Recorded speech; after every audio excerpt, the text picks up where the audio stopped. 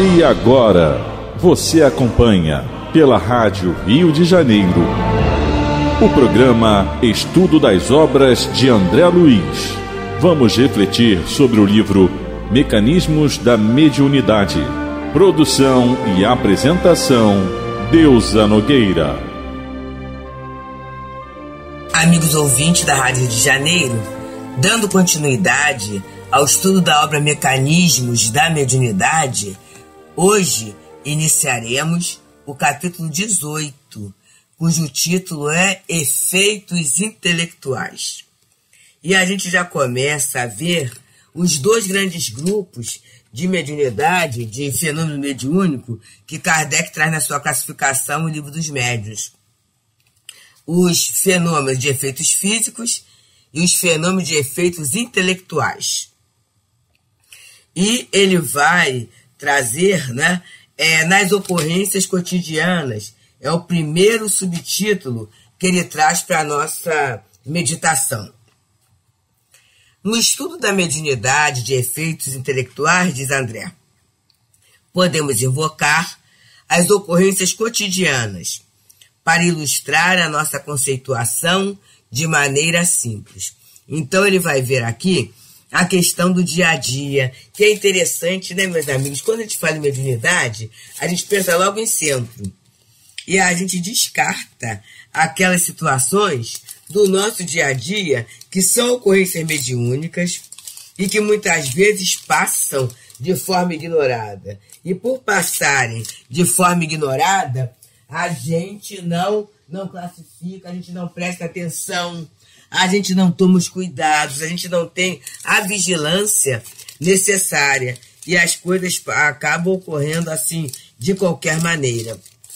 Então, ele vem falando, essa mediunidade das ocorrências cotidianas, e ele vai colocar assim, basta examinar o hábito como cristalização do reflexo condicionado específico para encontrá-la a cada instante nos próprios encarnados entre si. Então ele vai falar um dos hábitos. Tomemos o homem moderno, buscando o Jornal da Manhã, e vê-lo-emos procurando o setor de noticiário com que mais sintonize. A gente agora, são poucos os companheiros, irmãos, que têm o hábito do jornal impresso. Mas ele foi substituído por quê? Pelo smartphone. E tem pessoas, é desaconselhável, mas acontece que dormem até com o smartphone perto da cabeceira. E aí, alguns até para usar como despertador, e muitos até para, assim que acordar, o primeiro movimento que a criatura faz é pegar o smartphone e procurar ali as ocorrências. E aí ele vai dizendo aqui, se os negócios materiais lhe definem o campo de interesses imediatos, assimilará automaticamente todos os assuntos comerciais, emitindo oscilações condicionadas aos pregões e avisos divulgados. E a gente sabe que muitas pessoas, a primeira coisa que elas fazem é procurar logo a questão do banco. Vamos ver como é que está o meu dinheiro, vamos ver se a minha poupança aumentou o que eu queria, vamos ver se aquela cobrança aconteceu ou não aconteceu, vamos ver se aquele depósito foi feito. Por quê? Porque a área de interesse da pessoa ela vai se sintonizar com aquela área de interesse, que é a área dos negócios materiais. E ele continua dizendo, formará então largos raciocínios sobre o melhor modo de amealhar os lucros possíveis e, se o cometimento demanda a cooperação de alguém, buscá-lo-á incontinente na pessoa de um parente ou afeiçoado que lhe partilhe as visões da vida. Então, é essa questão que a gente não observa, mas é uma corrente. Porque naquele momento, vamos dizer assim, se a minha preocupação é financeira, eu vou ver aí o que está ali, e aqui ele fala em parente ou afeiçoado. E hoje, através das mídias sociais, a gente consegue até procurar, a pessoa até procurar lá qual é o negócio que dá mais, se faz aplicação aqui e ali. Nós tivemos há pouco tempo a questão dessas moedas digitais, em que alguém ofereceu algo, teve uma promessa de um lucro, que na verdade não se concretizou, não aconteceu daquela forma, e as pessoas perderam muito dinheiro. Então, o companheiro, né, que acenou com essa proposta foi preso, e uma série de situações envolvidas. E é claro que quem está envolvido nesse processo está acompanhando passo a passo. Mas a maioria de nós que não se comprometeu nesse setor, a gente viu a notícia, aconteceu no noticiário, até lamentamos, assim, meu Deus, que pena, né? Esse ato da desonestidade, a perda que as pessoas tiveram, mas a gente sai dessa área, porque não é a área em que a maioria de nós está envolvido, né? E ele coloca: o sócio potencial de aventura ouvir-lhe-á as agregações e mecanicamente absorver-lhe-á os pensamentos, passando a incorporá-los na onda que lhe seja própria, mentalizando os problemas e realizações previstos em termos análogos. E aí a gente vê até, meus amigos, eu tenho essa experiência de certa pessoa que todo dia de manhã um parente liga. E é interessante que o assunto é o mesmo. É sobre a política, é sobre dinheiro, é sobre questões de saúde, reclamação da vida, diariamente isso. E é algo assim que nós temos assim orado, né? E procurado interferir dentro dos limites que a vida nos permite, porque a outra pessoa está adoecendo e está pegando até as mesmas manias, até o andar dessa pessoa está igual ao andar daquela outra que eu conheço bem, né? Que os sintoniza. Então as duas pessoas se sintonizam numa mesma faixa, que é a faixa da queixa, da crítica, da reclamação. Não há naquela conversa nada de agradável, nada de edificante, nada de elogioso, né? Nada de que possa significar a bondade ou a alegria. Então imaginemos alguém que acorda já dentro desse clima de assunto, como vamos dizer André Luiz, cada um de per si falará na ação e perspectiva, com impulsos e resoluções individuais, embora a ideia fundamental lhe seja comum. Então, entenderam? Na verdade, eles vibram na mesma onda. Poderiam até não vibrar tanto num determinado momento, mas, como nós temos o livre-arbítrio, ele acabou assimilando aquela expressão mental. Essa noção assim de campo, de sintonia, ela precisa ser mais observada na nossa vida, em termos de ideias fundamentais. Porque assim, gente, temos o nosso campo de pensamento, de ideias, temos sim nosso ideário, que a gente acha muitas vezes que ele é intocável. Mas não é tão intocável assim não, porque tem a lei da sociedade. Nós influenciamos e somos influenciados. É até esse o grande campo da propaganda. O marketing faz isso. Lança, vem a partir de algo que é fundamental para aquele público-alvo, para aquele grupo, e a partir daí vão sendo apresentadas outras questões acessórias. Mas porque estão em torno de algo fundamental, eu acho que tem que ser assim. Vamos falar um exemplo do refrigerante. Beber, todos nós temos necessidade. Líquido, todos nós temos necessidade. Mas seria beber o quê? Água. Água. Então, beber é necessidade. Temos sede sim. Aí, a partir daí, dessa necessidade comum, vem a questão do refrigerante, vem a questão até das próprias bebidas alcoólicas. Que é um núcleo, aproveitando um núcleo, que é uma necessidade, que é da necessidade de beber, quem está encarnado precisa, né? Então, dessa hidratação, e a partir daí vão sendo associadas ideias.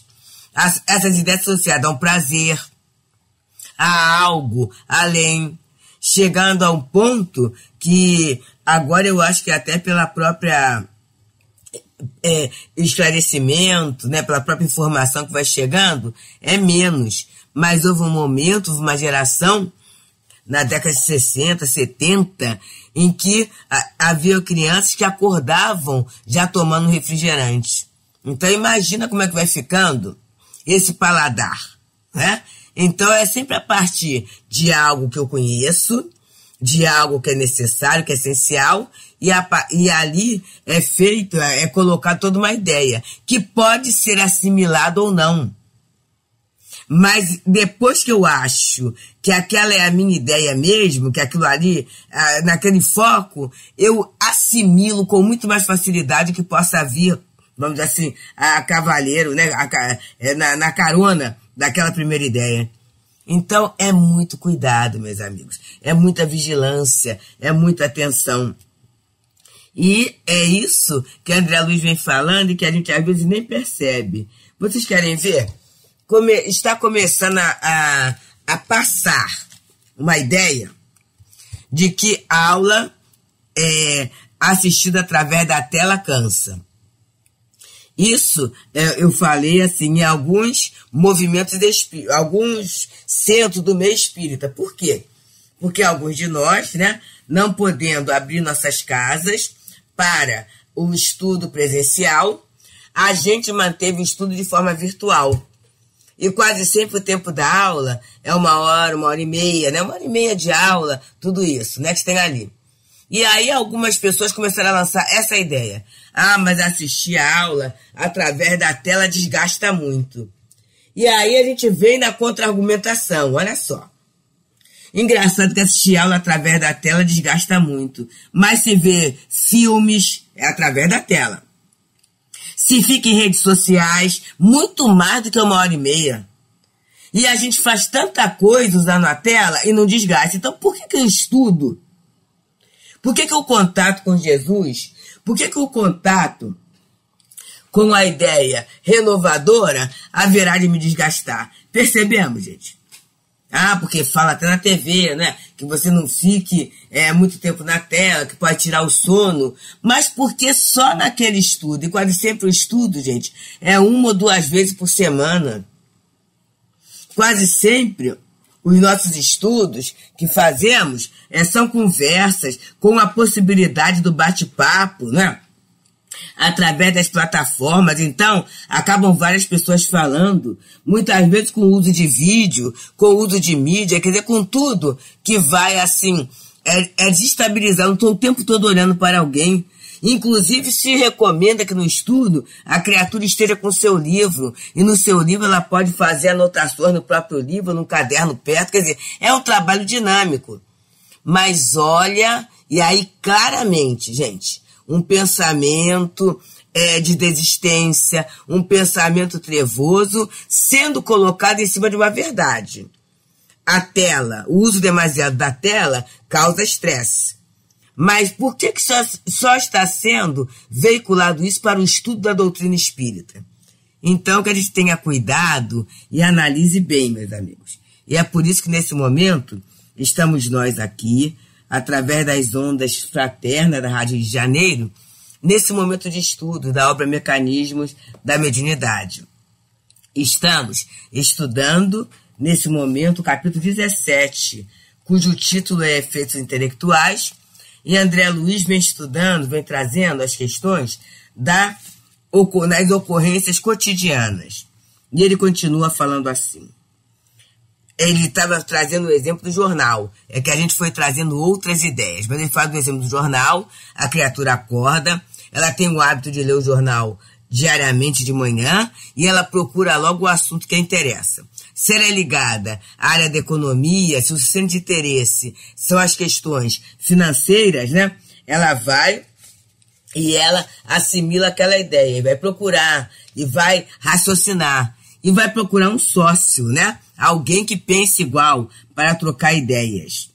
E aí ele coloca, pelo reflexo condicionado específico, aurido através da imprensa, ambos produzirão raios mentais subordinados ao tema em foco, comunicando-se intimamente um com o outro e partindo no encalço do objetivo. que no caso é o lucro, né? Então, a criatura vai procurar entrar no lucro. E é nesse momento que os golpes acontecem. Porque o lucro é o centro de interesse daquela alma. E aí, a partir dessa ideia do lucro, o outro vai se aproveitar para lançar, como a gente fala assim, esses acessórios, né? Essas ideias que virão na carona de uma ideia básica. E ele coloca: suponhamos, porém, que o leitor se decida pelos fatos policiais.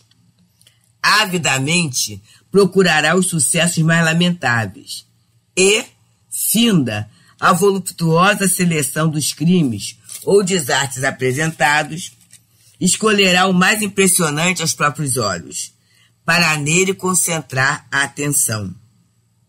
Feito isso, começará exteriorizando na onda mental característica os quadros terrificantes que lhe nascem do cérebro, plasmando a sua própria versão ao redor dos fatos ocorridos. Porque é isso, né, gente? É ao fato, a mensagem, que já é a narração do fato, mas no momento em que eu leio, né, que eu sou o receptor, eu vou decodificar aquela mensagem de acordo com o meu repertório, de acordo com o meu interesse, de acordo com as minhas condições de analisar, com os meus valores. E ele coloca: nesse estado de ânimo, atrairá companhias simpáticas que, em lhe escutando as conjecturas, passarão a cunhar pensamentos da mesma natureza, associando-se-lhe a maneira íntima de ver. Não obstante, cada um se mostre em campo pessoal de interpretação. Então eu vou ter companhias encarnadas e desencarnadas. Quantas vezes, amigos, as pessoas, logo pela manhãzinha, ficam junto a uma banca de jornal e começam ali a ver as notícias e a comentar. E agora, através das redes sociais, então, é uma coisa impressionante. Tão logo ocorreu o crime, né, o desastre moral, alguém já filmou, esse alguém que filmou, ele já vai publicar. Temos até, muitas vezes, as mídias dos bairros, que publicam o que está acontecendo, né, naquele exato momento, e aquilo é replicado. Mas, será que todo mundo daquele bairro sabe? Não, porque nem todos estão na mesma faixa. Aquele que está na faixa, por exemplo, de chegar na hora H no trabalho, ele vai sintonizar com o quê? Com a questão do trânsito. Como é que está o trânsito para tomar uma decisão maior ou melhor, não é?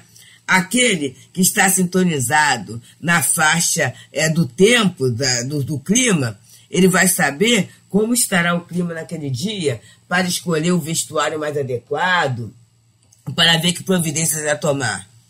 Aquele que está sintonizado na faixa da saúde própria, da saúde de alguém, ele vai ver os cuidados para tomar, ele vai ver se pode ir naquela outra instituição pública ou privada para ter o atendimento com aquele ou outro profissional, né? Ou esta farmácia para tomar nota, tomar o controle, né, daquele medicamento. Então, cada um vai caminhar dentro dessa faixa de interesse, dentro dessa faixa da onda mental, né? E ele fala do crime. Então, a criatura que pega a questão do crime, ela vai se associar a espíritos encarnados ou desencarnados ligados a essa faixa, embora cada um tenha a sua interpretação, porque cada um vai ver de um jeito. Mas a associação, ela é algo que está ligado à lei do magnetismo e é intransferível.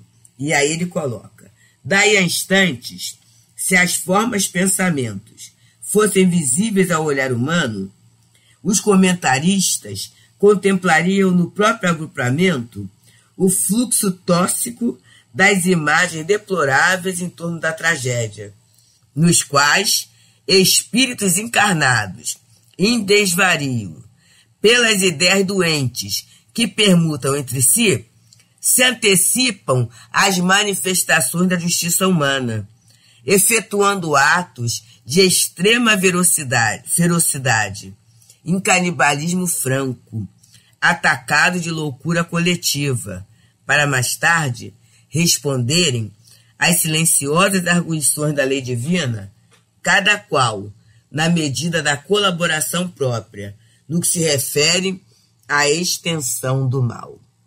Então, nós vivemos esse momento, a tristeza dos feminicídios, né, meus amigos? É muito triste. Mas vamos pensar bem, né? É claro que há uma necessidade de falar, sim, né? Até para que a sociedade se posicione e veja o quanto aquilo é ruim. Mas eu fico às vezes pensando, e é um pensamento, é uma ideia pessoal mesmo, né? Quantas vezes a divulgação detalhada desses crimes não serve de estímulo para alguém que começa a vibrar na mesma faixa mental. E aí, a partir dali, a criatura comete aquele crime parecido. Vocês já viram que muitas vezes as coisas começam a acontecer em cadeia? Ah, sempre ocorreu. Podia ocorrer, mas não com tanta intensidade. E aí, a partir da divulgação, muitas vezes, na mesma semana, no mesmo dia, são 2, 3, 4 casos. Por quê? Começa a haver aquela onda mental. E até, muitas vezes, quem recebe, quem ouve, ao invés de entrar na faixa, vamos dizer assim, da misericórdia, da oração, a pessoa entra na faixa da violência também, da agressividade. E aí, a violência não é justiça. Olha só, violência nunca será justiça. Violência é violência, nas diferentes formas que se apresenta. Então, nesse momento em que eu começo a sintonizar na faixa da violência, na faixa da inconformação, né, na faixa do ódio, do desespero, eu serei mais uma a estimular, a lançar correntes mentais, a vibrar de uma forma perniciosa, contrária à lei de Deus. E aí aquele que estiver propenso, que tiver essa tendência, automaticamente vai abraçar aquela faixa, né? E aí é o que ele fala aqui, né? E por vezes, semelhantes conjugações de ondas desequilibradas culminam em grandes crimes públicos, nos quais espíritos encarnados, em desvarios, pelas ideias doentes que permutam entre si, se antecipam às manifestações da justiça humana, é a questão da vingança, efetuando atos de extrema ferocidade em canibalismo franco, atacado de loucura coletiva para, mais tarde, responderem às silenciosas arguições da lei divina, cada qual na medida da colaboração própria no que se refere à extensão do mal. André Luiz fala na obra Agenda Cristã que o mal não merece comentário em tempo algum. O Evangelho fala que se o mal, né, prejudicar um grande grupo, ele necessita assim ser divulgado e ser banido.